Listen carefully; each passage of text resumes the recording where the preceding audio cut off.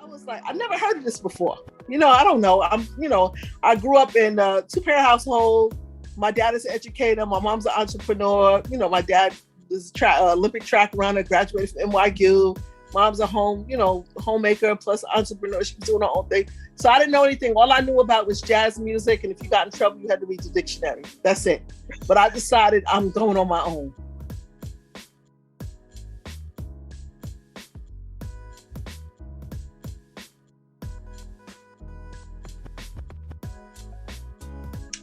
Hi, everybody out there.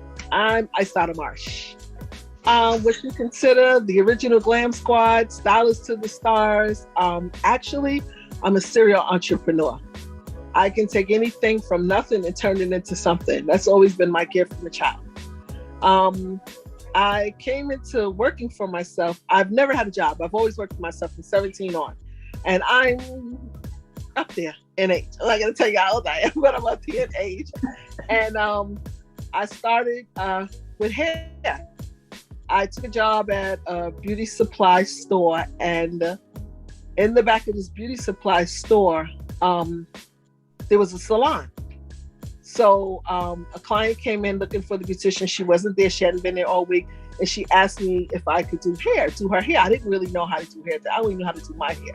And at that time, that's when the glue weave started coming out. So everybody had a bang, and, long hair. The Cleopatra was in style back then, the updos. So I told her if she showed me what to do, I possibly can help her. When I went in the back and she showed me how to roll a set and how to do her hair, put her under the dryer, she basically did it herself, but she showed me. By the time she finished, she pulled out a $50 bill. Maybe it was a $100 bill. I don't even. All I know is she signed it. And when she signed it Melba Moore. At the time, I didn't know who Melba Moore was. When I went home, I was like, Mom, this lady time my mother was like, Melba Moore, she's like a singer, blah, blah, blah. I was like, really? I was like, I'm going to do hair. And I'm only going to do celebrity hair. Because that was a big ass tip for me. Just working with that little money was more than one day's, worth of work for the money they was paying at the time. I think it was like, what, $5 or $6 for minimum wage or something like that. So I was very happy. Prior to that, I probably was about maybe 17.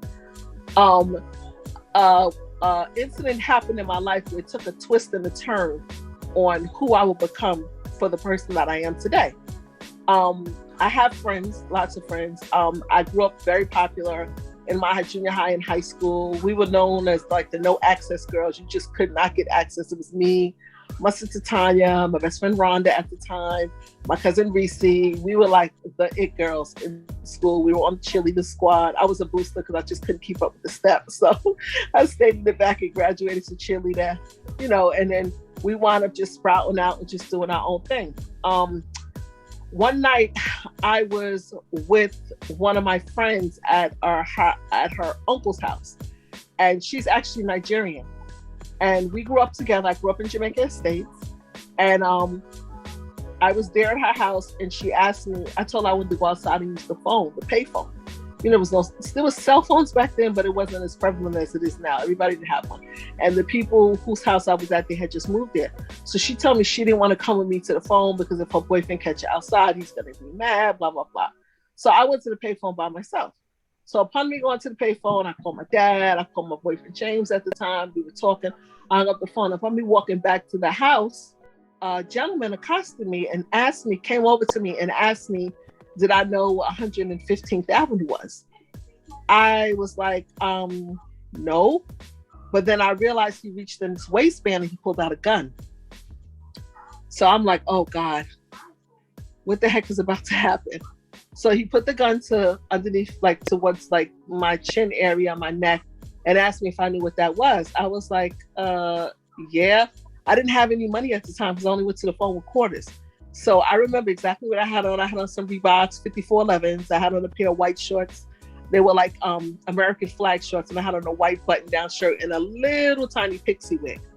So he told me he came up on a bike. He told me to get on the bike. I refused to get on the bike. So he was like, come here. So we started tussling a little bit.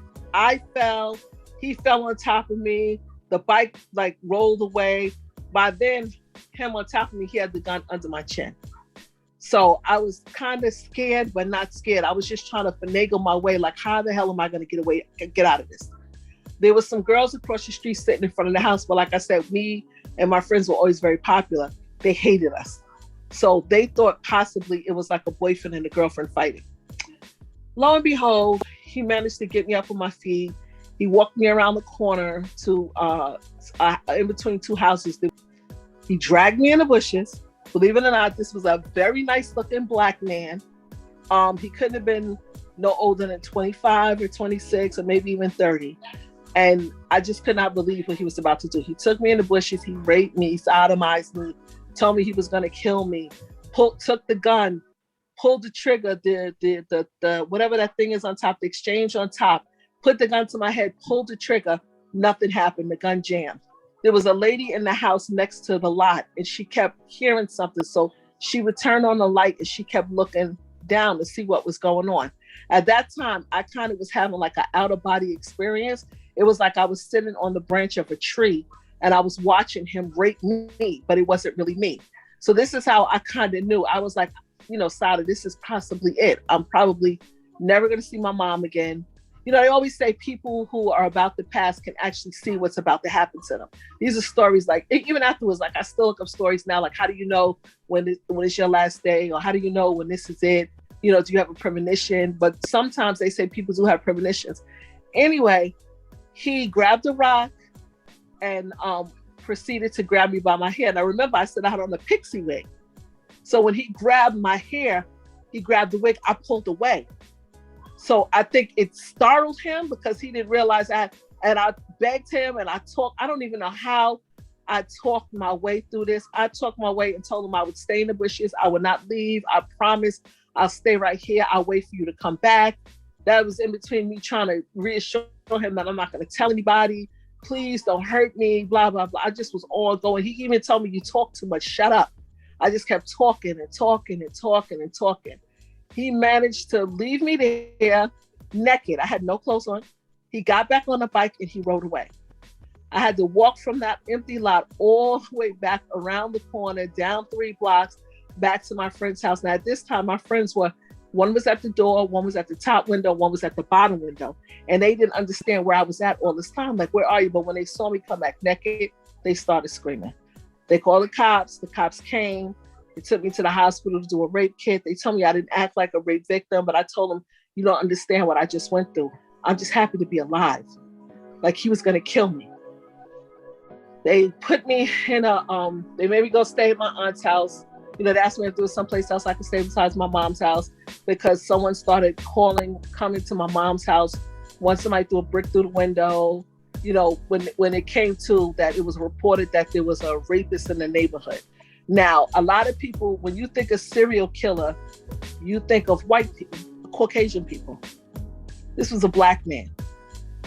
When they finally caught him, his name was Lester Ford. You can Google him or look him up. Lester Ford, they were calling him the bicycle rapist and the serial killer. This was in 1991. So this is factual from the New York Times. You can look this up. When they finally caught up to him, which was me, I actually pointed him out because I saw him in front of a store on Hollis Avenue. When they caught up to him and took him to jail, he confessed to killing 3 other women. He killed one person.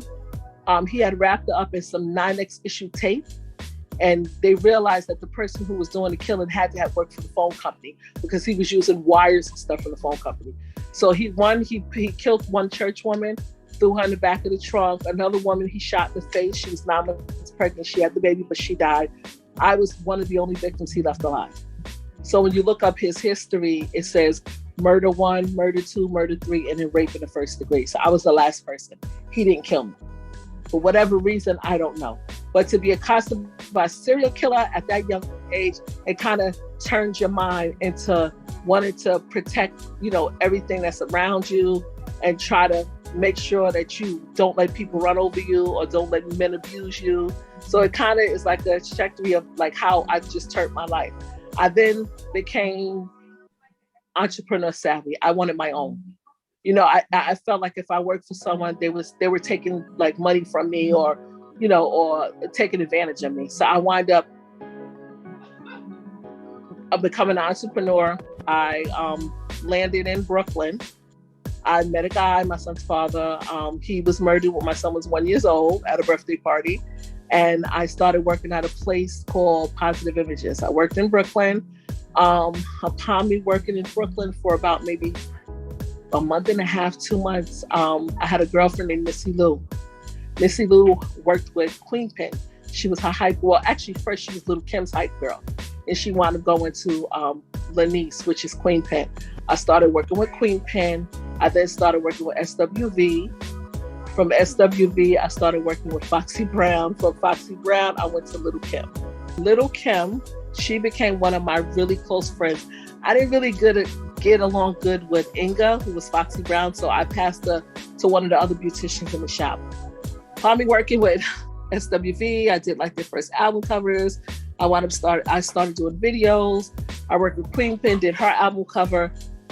Kim came in as a client. I did her hair. I started doing all the booster girls in the neighborhood of Brooklyn. Now I'm this little girl from Queens, this little skinny size 2 girl from Queens. I'm now weaving the high-end boosters, the rappers, the it girls of Brooklyn. They now became my clients. They're now in my salon, in my chair, getting their hair laid.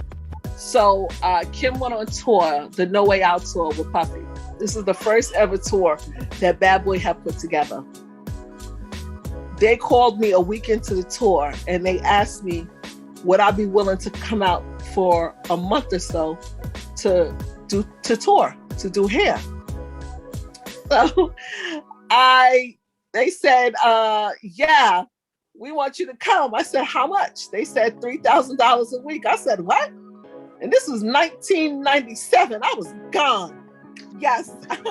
I went and put on my Terry Mugler stretch patent leather pants and my red sweater with my size 2 and my stilettos and my long weave down to my butt. And I went and got on the flight. I said, I'm going to Miami. So I went to Miami. Once I got to Miami, I didn't know what to expect. I'm just there like, okay, so to act like you know what to do. Okay, you just got to do hair. I enter a room, it's about 12 girls. And they were like, okay, well, you're responsible. This is the look that they want. Blah, blah, blah. I'm just like, when do you want this done by? They said, we need this done by 6 o'clock. I said, there's no way possible I'm going to get this done by 6 o'clock. I was like, wait, I need help. I tried my best to fix it. I had to take cornrows out, single braids out, weaves out, because he wanted Benny Medina at the time wanted everyone to have a ponytail. Mary J. Blige was jumping around with the ponytail, so that's what he wanted everyone to wear. So it was no way. I did it the first night. The second night, I was going to quit. I called one of my friends who used to work for me, Dominique. She's in North Carolina. I said, please come out here with me. I bought the ticket myself, bought it to Miami. I was like, girl, let's just rock and roll and just try to make it work. She got there. The first day, she started crying. She packed her stuff and said, I'm going home. I begged and begged and begged. Please don't leave me out by myself. We got to make this work. Let's just do it together. And then from then, I met Kelly Price. She was the background singer at the time. I got so close to my clients. My oldest son, Larry, Little Kim is Larry's godmother, and Kelly Price is my 22-year-old godmother. We raised our kids together. Kim ain't have no kids, so she didn't have no kids. She didn't have Roy until later on. But we raised our kids together. I would take her kids when she had to go somewhere, or we take the kids and put them together, hire a nanny. The nanny would watch the kids and we would hit the road. All over the world. I've been from like Uruguay to Germany, to Kuwait, to Bahrain, to Dubai, to Amsterdam. I've just traveled all over the world just doing hair. So in a sense, I want to say that I got lucky.